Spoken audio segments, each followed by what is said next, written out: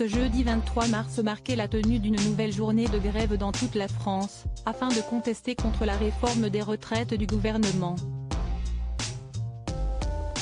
La CGT a annoncé qu'il y avait eu 3,5 millions de manifestants dans les rues du pays, tandis que le ministère de l'Intérieur a évoqué le nombre de 1,09 million de participants.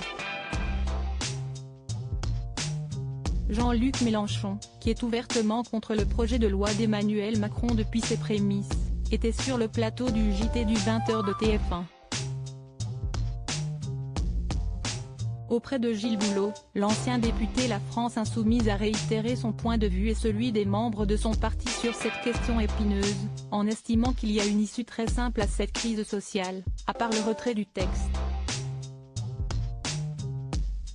Jean-Luc Mélenchon a ainsi donné sa solution dans le cas de figure où Emmanuel Macron s'aperçoit qu'il s'est trompé avec sa réforme des retraites et qu'il cherche une façon de ne pas perdre la face. Il transmet le problème à ceux à qui appartient la sécurité sociale, c'est-à-dire au conseil d'administration des caisses de la sécurité sociale. L'homme politique de 71 ans a ensuite mis en lumière quelque chose qu'il considère ironiquement comme étrange. En 2027, 2028, 2029, l'ensemble des caisses de la sécurité sociale seront à l'équilibre.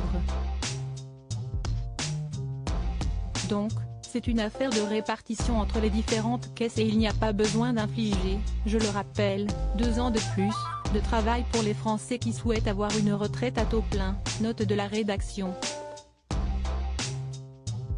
Supérieur à Jean-Luc Mélenchon, découvrez les femmes qui ont compté dans sa vie. Est-ce que l'État vient faire là-dedans?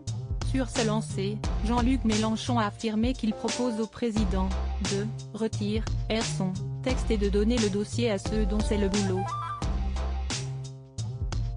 C'est à eux de s'arranger pour décider les cotisations, peut-être qu'il faut augmenter, a-t-il assuré, en faisant référence aux patrons et aux représentants syndicaux.